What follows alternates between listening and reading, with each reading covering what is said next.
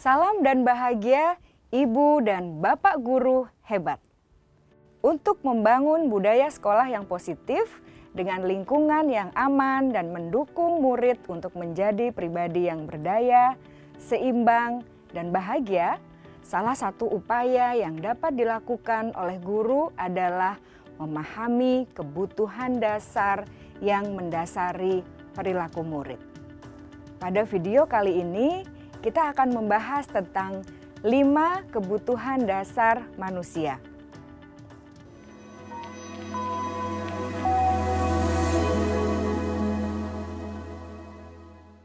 Ki Hajar Dewantara dalam salah satu kutipannya menyatakan, kita ambil contoh perbandingannya dengan hidup tumbuh-tumbuhan. Seorang petani dalam hakikatnya sama kewajibannya dengan seorang pendidik yang menanam padi misalnya. Hanya dapat menuntun tumbuhnya padi. Ia dapat memperbaiki kondisi tanah, memelihara tanaman padi, memberi pupuk dan air, membasmi ulat-ulat atau jamur-jamur yang mengganggu hidup tanaman padi, dan lain sebagainya.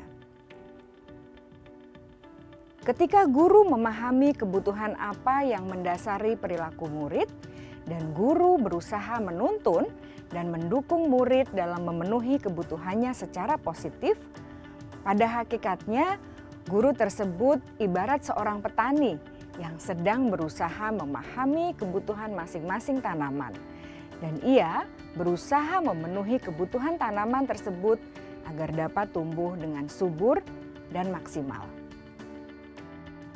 Dr. William Glasser, seorang psikiater dari Amerika Serikat, menyatakan bahwa seluruh tindakan manusia memiliki tujuan tertentu, yaitu memenuhi kebutuhan dasarnya. Ketika kelima kebutuhan dasar telah terpenuhi secara memadai, maka murid akan tumbuh dengan seimbang dan bahagia. Sebaliknya, ketika kebutuhan dasar tidak terpenuhi dengan baik, maka seseorang akan mengalami emosi negatif seperti bosan, sedih, dan kecewa. Bahkan mereka dapat melakukan perbuatan yang bertentangan dengan nilai-nilai kebajikan atau melanggar peraturan. Dengan kata lain, perilaku buruk seseorang biasanya adalah respons dari kebutuhan yang tidak terpenuhi. Namun, mereka tidak tahu cara untuk menyampaikannya.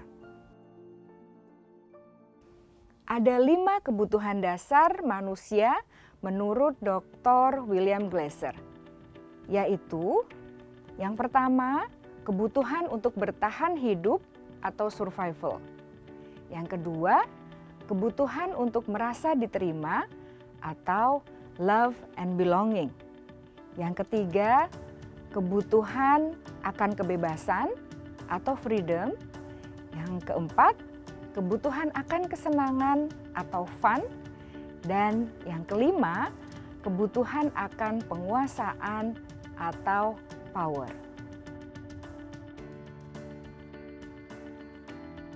Kebutuhan dasar yang pertama adalah kebutuhan yang bersifat fisiologis untuk bertahan hidup atau survival. Misalnya, kesehatan, rumah, dan makanan. Kebutuhan biologis sebagai bagian dari proses reproduksi, termasuk kebutuhan untuk tetap bertahan hidup. Kebutuhan untuk merasa aman juga termasuk dalam kebutuhan ini.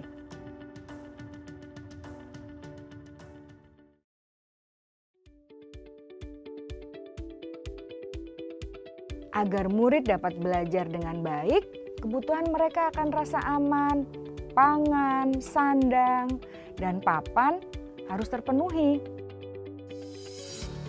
Bagaimana mungkin mereka dapat belajar dengan baik bila mereka datang ke sekolah dengan perut yang lapar atau bila rumah mereka kebanjiran?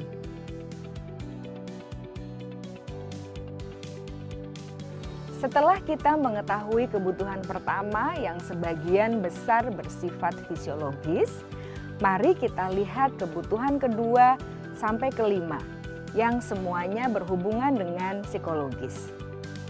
Mari kita lihat kebutuhan yang kedua, yaitu kebutuhan akan perasaan diterima oleh kelompok atau komunitasnya, atau kebutuhan love and belonging. Kebutuhan ini meliputi keinginan untuk tetap terhubung dengan orang lain seperti teman, keluarga, teman kerja, dan kelompok di mana kita tergabung. Setiap murid ingin menjadi bagian yang berharga dari kelas dan juga sekolah. Mereka juga ingin diterima oleh orang lain dan kelompoknya. Bahkan murid yang terlihat paling cuek pun jauh di dasar hatinya pasti ingin merasa diterima. Sebagai guru seharusnya kita dapat menerima murid kita apa adanya, sesuai dengan kodratnya. Karena setiap murid adalah unik. Mereka memiliki kekuatannya masing-masing sehingga guru seharusnya bisa menciptakan kesempatan untuk murid berkolaborasi dan memiliki ikatan emosi satu sama lain. Murid-murid yang memiliki kebutuhan yang besar untuk merasa diterima, biasanya mereka belajar karena suka pada gurunya, dan mereka juga suka bekerja dalam kelompok. Kebutuhan yang ketiga adalah kebutuhan akan kebebasan atau kebutuhan membuat pilihan. Murid harus diberi kesempatan untuk membuat pilihan dan bertanggung jawab atas pilihan yang mereka telah ambil. Memberi mereka kebebasan bukan berarti membiarkan mereka melakukan apa saja yang mereka mau, melainkan lebih memberi mereka kesempatan untuk membuat pilihan, menyuarakan pendapat mereka dengan percaya diri, dan memberi mereka kesempatan untuk mencoba hal-hal yang baru. Pembelajaran dengan metode yang beragam dan menarik juga akan memenuhi kebutuhan murid tentang kebebasan ini. Pembelajaran berdiferensiasi di mana guru menyediakan beberapa jenis tugas yang bisa dipilih oleh murid sesuai minat mereka, sangat baik untuk mengembangkan murid menjadi lebih mandiri dan memiliki motivasi internal. Karena kebutuhan akan kebebasan pada dasarnya adalah kebutuhan untuk mandiri, memiliki otonomi, memiliki pilihan, dan mampu mengendalikan arah hidupnya sendiri.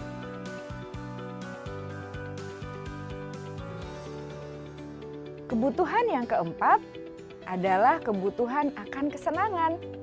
Bayangkan Bapak Ibu, hidup tanpa rasa senang. Betapa menyedihkannya.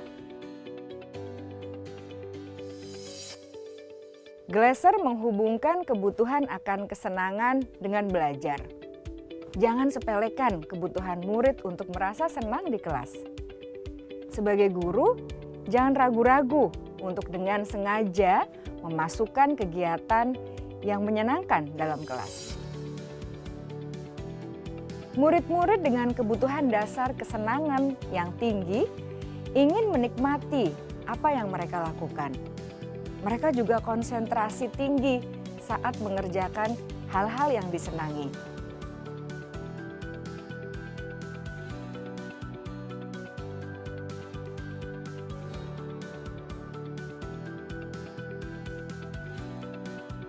Kebutuhan yang kelima adalah kebutuhan akan penguasaan. Setiap murid memiliki kebutuhan untuk merasa kompeten, menjadi terampil, diakui pencapaian dan keterampilannya,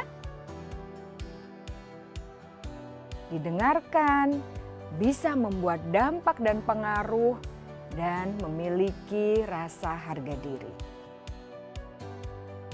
Mereka sebaiknya diberi kesempatan untuk membuat keputusan tentang hal-hal yang penting dalam hidupnya dan tidak merasa dikontrol oleh sistem sekolah. Pada murid yang telah menginjak usia remaja, seringkali mereka merasa tidak memegang kendali atas kehidupannya sendiri, karena guru kerap kali berpengaruh dalam mengambil keputusan. Murid-murid yang memiliki kebutuhan dasar akan penguasaan yang tinggi, biasanya selalu ingin menjadi pemimpin. Mereka juga suka mengamati sebelum mencoba hal-hal yang baru. Mereka juga perfeksionis dan merasa kecewa bila melakukan kesalahan.